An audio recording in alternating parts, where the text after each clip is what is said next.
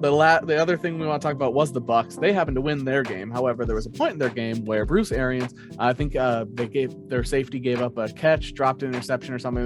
He made a bad play.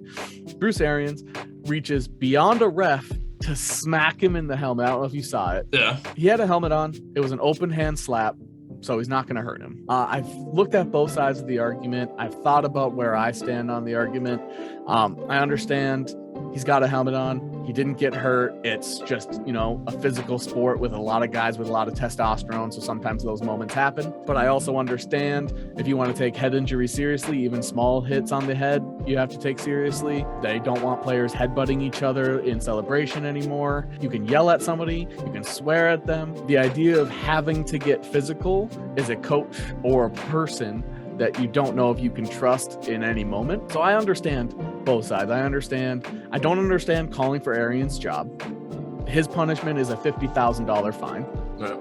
That is a larger fine it seems like it is like a heat of the moment thing. It's still, in my opinion, unacceptable. You shouldn't hit your players. And it wasn't like a good job, Pat, right? It wasn't like a hit to the shoulder. It was like hit to, like back. He was of the helmet. swearing at him. Yep, he was swearing at him. So I don't know, like not necessarily malicious intent, but like you're frustrated, so you hit something. That's not.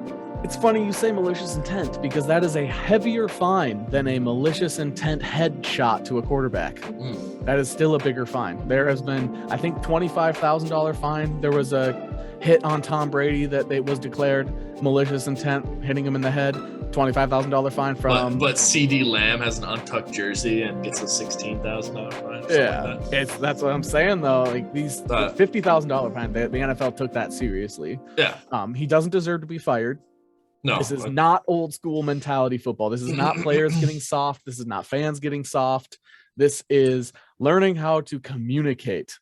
All he has to do. Which I'm not saying Antonio Brown was in the right, but there probably was some lack of communication or some communication issue. We talked about that with Antonio Brown. We said that the delivery, the time of providing Antonio Brown that news at the time they provided it. Like, by the way, then you're sitting the rest of the game. That's not the time to do it. That's not the time to tell him that.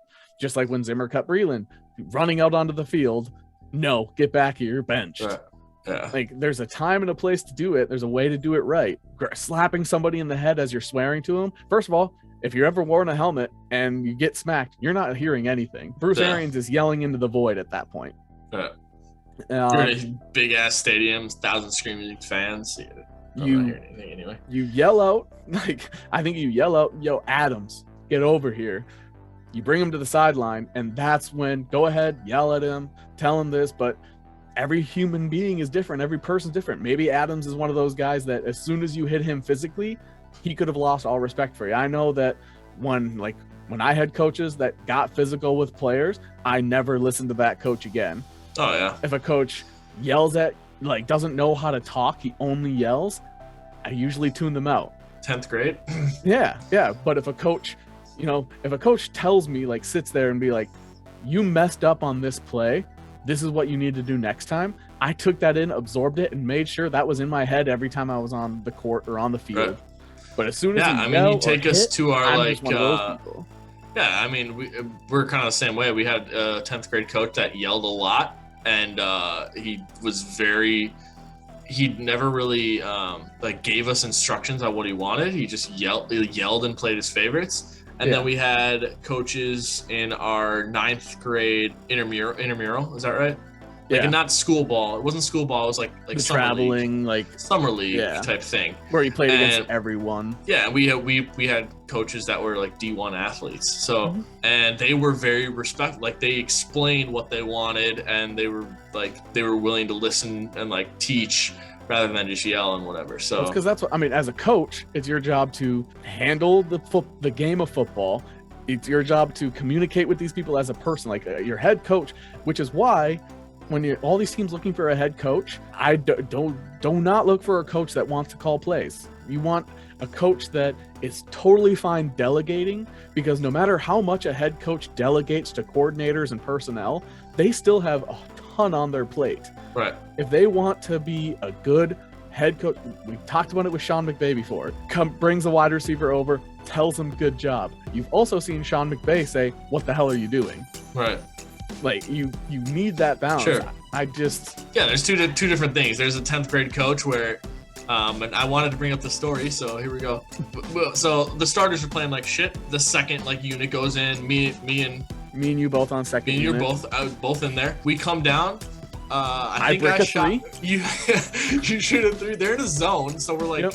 I dribbled 4. up the court, didn't pass the ball once. I just got to the top of the key, wide open, brick. Yeah, right. And then I comes down. You come down. You pass to me in the corner. I'm wide open. I shoot a 3, brick it. All right. He pulls the whole group. We got the whole unit pulled. Yep.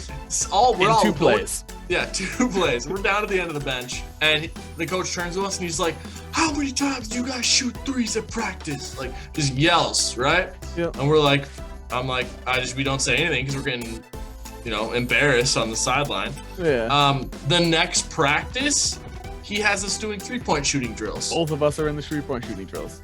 Yeah. Yep. That's a coach that can't maintain their emotions. Yeah, and so go to the other coach, the one that we learned a lot from. Carr. That's Carr. And I don't pick up a foul. I just get subbed out. Get subbed out for our buddy Ace. Ace immediately, like before I get subbed out and like walk to the end of the bench, Ace picks up a foul, right? And I'm watching the game, I'm walking back to the bench. I turn and I go, "Coach," and he's like, looks at me. I was like, "I want to go back in." And that's right after Ace picked up the foul. And he looks at Ace, he looks at me, he looks at Ace. He's like, "All right." I go back in. Just respectful. Just listened and the understood. bench, like our kids on the bench were like laughing, like, "Yeah, okay, whatever." Carr puts him in. Carr puts me in. Just a coach that speaks with respect. And I think if I were to say like a final thought on Bruce Arians, that was an act of disrespect, punished with a fine. And I think moving forward, I'm sure that's the sort of thing that coaches will stop themselves doing.